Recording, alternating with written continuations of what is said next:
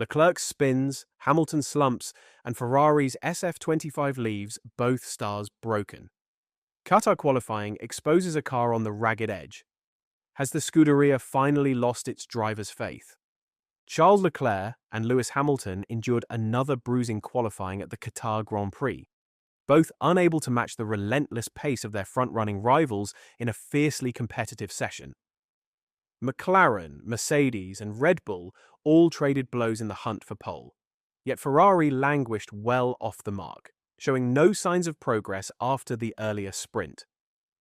The 19-lap run ended with Leclerc stranded in P13 and Hamilton in P17. Though the Briton clawed back one spot after starting behind Lance Stroll from the pit lane, Hamilton's hopes of salvaging a stronger grid position were dashed early, knocked out in Q1 and condemned to line up 18th. With overtaking notoriously difficult at this circuit, his path back into the points looks steep and unforgiving. Adding to the frustration, Hamilton admitted the car felt even worse than it had during sprint qualifying, where he was also eliminated in P18, leaving him to digest a bitterly disappointing session and brace for a daunting Grand Prix ahead. I was generally feeling better. We made changes and I was feeling better, but just wasn't quick. Early in the session, it was looking pretty decent, but I just didn't get the last lap. You saw in the sprint, there is no overtaking, so I'll try something different with the strategy. We are lacking stability. We're obviously lacking downforce compared to the others because we haven't developed, so the car is on the ragged edge, and we need a bit of luck. Overtaking proved scarce in the sprint at the sweeping, high-speed Lusail International Circuit, and all eyes now turn to the Grand Prix to see if that trend will shift. With a strict 25-lap tyre life cap imposed for safety, strategy could play a decisive role. Hamilton, starting 18th, knows he'll need ingenuity and bold moves if he's to carve his way back into contention. "Not really," said Hamilton when asked if he has a chance to try anything tomorrow to improve. "You saw in the sprint, there's no overtaking." "Not really," said Hamilton when asked if he has a chance to try anything tomorrow to improve. "You saw in the sprint, there's no overtaking."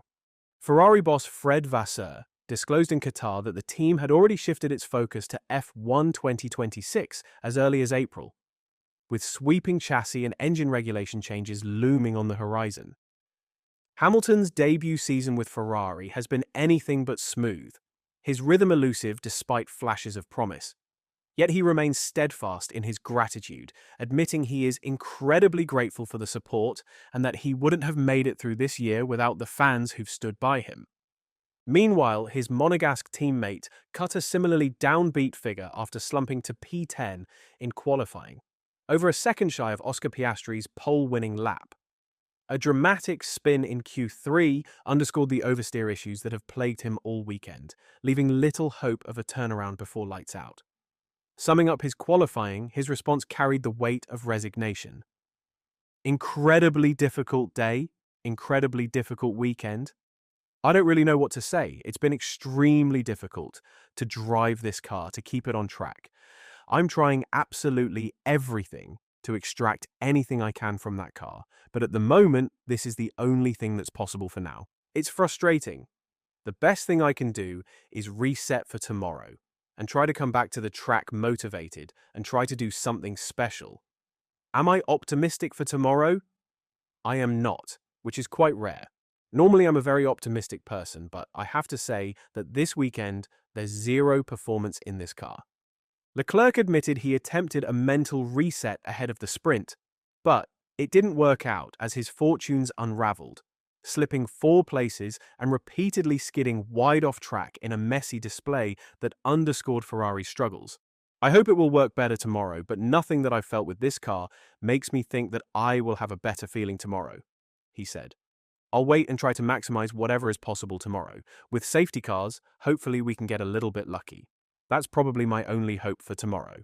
Ferrari's recent Formula One weekends have laid bare a troubling collapse in form, and Martin Brundle has wasted no time in challenging the official narrative from Maranello. What began as a promising campaign has unraveled at alarming speed, with the Scuderia sliding out of contention as the 2025 season wears on. For much of the first half of the year, Ferrari held their ground in the constructors' fight, trading blows with Mercedes for second place. After Mexico, they even edged ahead by a single point. Yet within 2 rounds, the tables turned brutally. Mercedes now sits 63 points clear, Ferrari left reeling from a string of lackluster results. Team principal Fred Vasseur insists the downturn stems from a strategic pivot. Ferrari's engineering division redirected resources toward the sweeping 2026 regulations as early as April, effectively halting upgrades for the SF25. But Brundle isn't buying it. He argues that every front-runner has already shifted focus to 2026, meaning Ferrari's slump cannot be pinned on development alone. On Sky Sports F1, Brundle warned that Ferrari are missing the bigger picture if they believe their decline is purely strategic. He pointed to deeper structural flaws, an inconsistent car, a lack of progress, and the uncomfortable reality that Ferrari-powered customer teams are outperforming the factory outfit. The sprint in Qatar only reinforced the narrative. Charles Leclerc spent the 19-lap dash trapped behind Oliver Behrman's Haas, unable to unleash the SF25's supposed pace advantage. The irony wasn't lost on Brundle. Behrman and Gabriel Bortoleto, both driving for smaller teams with Ferrari engines, were running ahead on merit, leaving the Scuderia humbled once again. Martin Brundle has also drawn attention to the increasingly downbeat tone in Lewis Hamilton's interviews as Ferrari's form continues to unravel. After tumbling out of SQ1 in sprint qualifying, Hamilton cut a deflated figure, offering little optimism beyond noting the pleasant Qatar conditions. Comments that only fueled speculation about his long-term future with the team. Brundle admitted he now approaches Hamilton's media appearances with concern, observing that the 7-time champion is struggling to draw confidence from the SF25. Unlike Charles Leclerc, who has at least produced flashes of competitiveness, Hamilton has found few positives to cling to, deepening his frustration. The veteran analyst noted that if Hamilton's issues stemmed from a clear mechanical fault, time and engineering fixes might restore stability.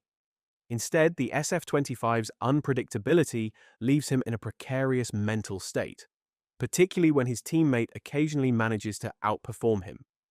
As the 2025 season heads into its closing stages, the pressure is mounting not only on Hamilton and Leclerc, but across the Ferrari camp.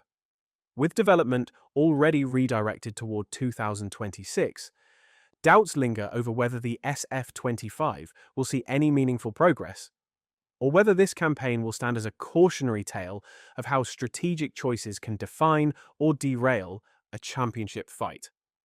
Ferrari's SF25 continues to drain confidence from Hamilton and Leclerc. With development frozen until 2026, can Ferrari salvage pride? Or has this car already broken their drivers beyond repair?